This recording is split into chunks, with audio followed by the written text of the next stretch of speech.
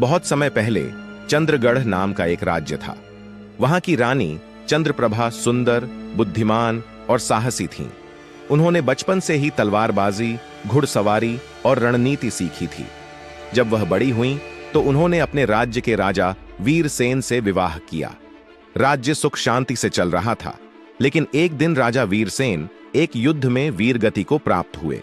चंद्रप्रभा अकेली थीं, पर टूटी नहीं। उन्होंने राज्य की बागडोर संभाली और चंद्रगढ़ को एक मजबूत गढ़ बना दिया। अंग्रेजों का लालच इसी दौरान अंग्रेजों ने चंद्रगढ़ पर नजर डाली। उन्होंने कहा कि चूंकि रानी के संतान नहीं है, इसलिए अब राज्य उनका हो जाएगा। पर रानी चंद्रप्रभा ने गर्जना करते हुए कहा, राज्य कोई जमीन का टुकड़ा नहीं, यह मेरी आत्मा है। जब तक मैं जीवित हूं, चंद्रगढ़ तुम्हारा नहीं होगा। युद्ध की तैयारी रानी ने अपनी सेना को फिर से संगठित किया। उन्होंने महिलाओं को भी योद्धा बनाया।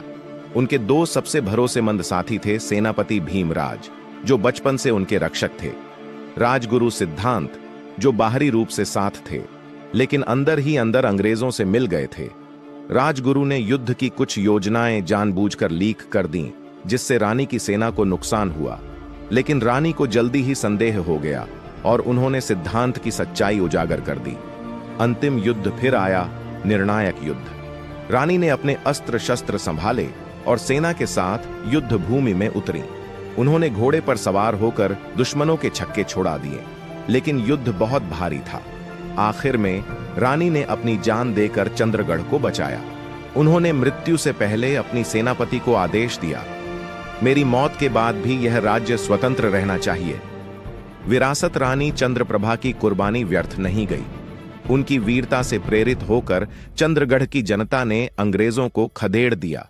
वर्षों बाद चंद्रगढ़ भारत का हिस्सा बना, स्वतंत्र और गौरवशाली।